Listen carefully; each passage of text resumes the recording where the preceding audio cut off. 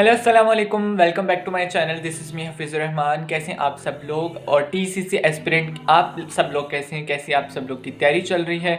उम्मीद है आप लोग अपनी तैयारी बेस्ट प्रिपरेशन कर रहे होगे, ठीक है, हार्ड वर्क कर रहे होगे टीसीसी का टेस्ट पास करने के लिए। सो फाइनली गाइस, मैं हूँ आज यहाँ आपके सामने आपकी हेल्प करने के लिए, आपको 3 ऐसी ट्रिक्स या 3 ऐसी मेथडोलॉजीज़ बताने की कि मैंने किस तरह टीसीसी 36 की प्रिपरेशन की थी।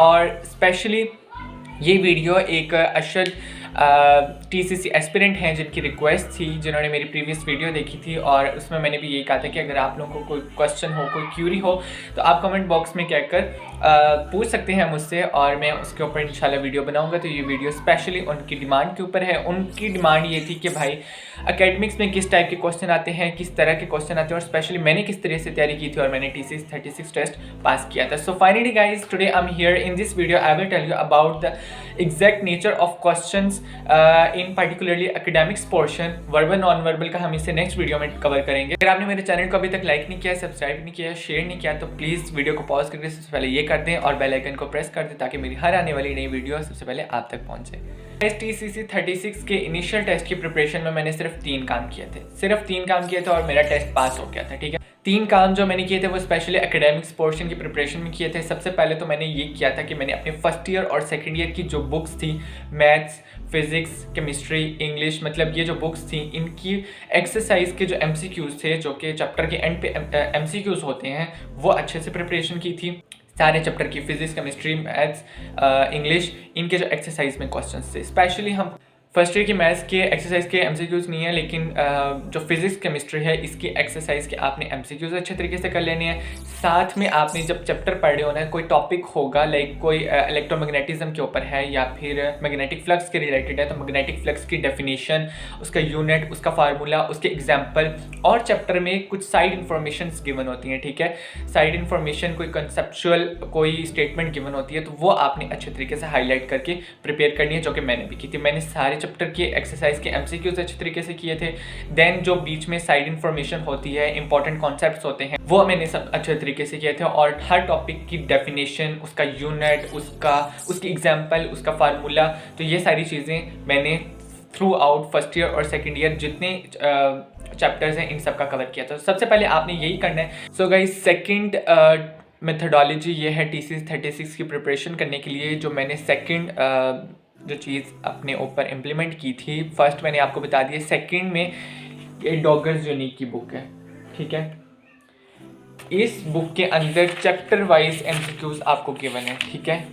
चैप्टर वाइज एमसीक्यूज और बहुत इंपॉर्टेंट एमसीक्यूज गिवन होते हैं इसमें। आपने अगर आपको जो मैंने पहले इससे बताया कि आपने अगर थ्रू आउट सारे चैप्टर एमसीक्यूज अच्छे से किए हैं तो ये एमसीक्यूज आपके लिए प्रैक्टिस एमसीक्यूज बन सकते हैं। आपने ये सारे एमसीक्यूज अच्छे तरीके से करने हैं।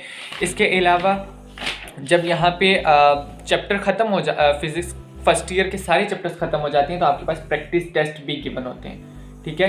प्रैक्टिस टेस्ट, और आपने अप टू डेट बुक लेनी है। ये नहीं कि आपने कोई प्रीवियस वर्जन लिया होना, क्योंकि कोविड के बाद फिज़िक्स केमिस्ट्री के चैप्टर्स में कुछ चेंजेस आए थे, कुछ न्यू चीज़ें आई थी, तो उसके अकॉर्डिंग आपने बुक परचेज करनी। ये ना हो कि आपने देख लेना कि मेरे एमसीक्यूज जो मैंने फर्स्ट ईयर सेकेंड ईयर में पढ़े हैं वो इस बुक में है या नहीं, या प्रीवियस गिवन है, और इसमें जितने एमसीक्यूज गिवन है उन सब की आपने अच्छे से प्रैक्टिस करनी है, ठीक है। अगेन एंड अगेन प्रैक्टिस करनी है, डेफिनेशंस को मेमोराइज करना है, units, dimensions, formulas, basic definitions आ रही होती हैं, लाइक रेयर फ्रैक्शन क्या होता है, डाइफ्रैक्शन क्या होता है, ठीक है। डॉपलर इफेक्ट के केसेस आ रहे होते हैं, एडियाबेटिक प्रोसेस आ रहा होता है, तो आइसोबैरिक, आइसोथर्मिक प्रोसेस, तो ये बहुत इंपॉर्टेंट क्वेश्चन होते हैं जो कि मेरे टाइम पे भी आए थे, ठीक है। तो सेकंड तो ये चीज़ आ गई कि आपने डॉगर्स यूनिक की बुक परचेज करनी है, सारे एमसीक्यूज वहाँ से करने, मैंने भी किए थे और मेरा टेस्ट क्लियर हो गया था। तो थर्ड नंबर पे चीज़ गाइज आपने ये करना है कि जो इंपॉर्टेंट पीडीएफ्स होती हैं, आप मुझे इंस्टाग्राम पे मैसेज कर सकते हैं, वहाँ पे मैं आपको इंपॉर्टेंट पीडीएफ्स फिजिक्स के रिलेटेड प्रोवाइड कर दूंगा, ठीक है।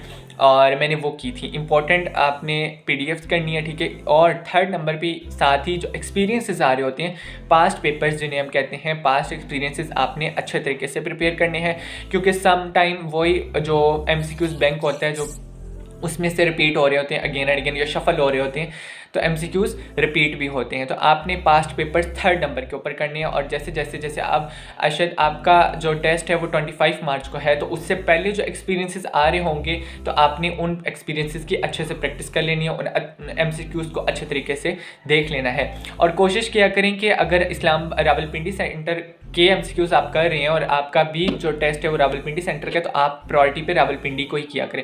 ये नहीं कि आप रावलपिंडी में टेस्ट देना है और इंपॉर्टेंट MCQs आप फैसलाबाद, कराची, लाहौर और इस तरह के सिटीज़ के देख रहे होते हैं। इस तरह नहीं करना, ठीक है। जिस सेंटर के आप हैं उसी सेंटर के रिपीटेड MCQs आपको सॉल्व करने चाहिए और उन्हीं पे फोकस करना है आपने। This was all. ये जो तीनों मेथडोलॉजीज़ हैं ये ट्राइड एंड टेस्टेड हैं और इसी तरह मैंने अपने TCC का इनिशियल टेस्ट अच्छे मार्क्स के साथ पास किया था, रिवीजन करता था। तो दिस वाज ऑल कि आपके केमिस्ट्री फिजिक्स के अंदर इस टाइप के ही क्वेश्चन आते हैं, बहुत बेसिक डेफिनेशंस आ रही होती हैं, समहाउ कुछ कंसेप्चुअल हो रहा होता है, तो वो आपका जो कॉन्सेप्ट है वो इसमें कंप्लीट हो जाएगा। इसके अलावा आपने बुक्स के चैप्टर के थ्रू आउट MCQs अच्छे तरीके से करने हैं। एक्सरसाइज के MCQs पहले करें, देन साइड इन्फॉर्मेशन करें और डेफिनेशन, यूनिट, फार्मूला और एग्जाम्पल उस चीज़ का आपको पता होना चाहिए। डायमेंशन अच्छे तरीके से करें, डायमेंशन आ रही होती हैं। इसके अलावा फिर इंग्लिश में आपके पास tenses, parts of speech, grammar, synonyms, antonyms वो भी इसके अंदर आपको गिवन है, आप अच्छी से प्रैक्टिस कर सकते हैं। Fill in the blanks given होती हैं, आपको एक्टिव पैसिव वॉइस ये चीज़ें आनी चाहिए, ये भी आपको गिवन होती है वहाँ पे। और इंग्लिश में मोस्टली यही चीज़ें आ रही होती हैं, ठीक है। इंग्लिश का पोर्शन ये हो गया। मैथ्स में आपसे बेसिक कॉन्सेप्ट पूछे जा रहे होते हैं, फर्स्ट ईयर सेकंड ईयर की इंटीग्रेशन आपसे पूछी जा रही होती है समहाउ, उसके MCQs भी इसके अंदर अवेलेबल हैं। अगर आप वो अच्छे तरीके से कर लेंगे तो आपका टेस्ट इजीली पास हो जाएगा। सेम इम्प्लीमेंट होता है केमिस्ट्री के ऊपर। इसके अलावा दैट्स ऑल। और अभी भी अगर किसी को कन्फ्यूजन है, कुछ पूछना है आपने, तो आप कमेंट बॉक्स में मुझसे पूछ सकते हैं। इसके अलावा आप मुझे इंस्टाग्राम पे भी मैसेज कर सकते हैं। और इंशाल्लाह अगली वीडियो होगी हमारी वर्बल और नॉन वर्बल के ऊपर। अगर इस वीडियो में भी आपको अगर कुछ क्लियर नहीं हुआ तो आप मुझे कमेंट बॉक्स में फर्दर पूछ सकते हैं।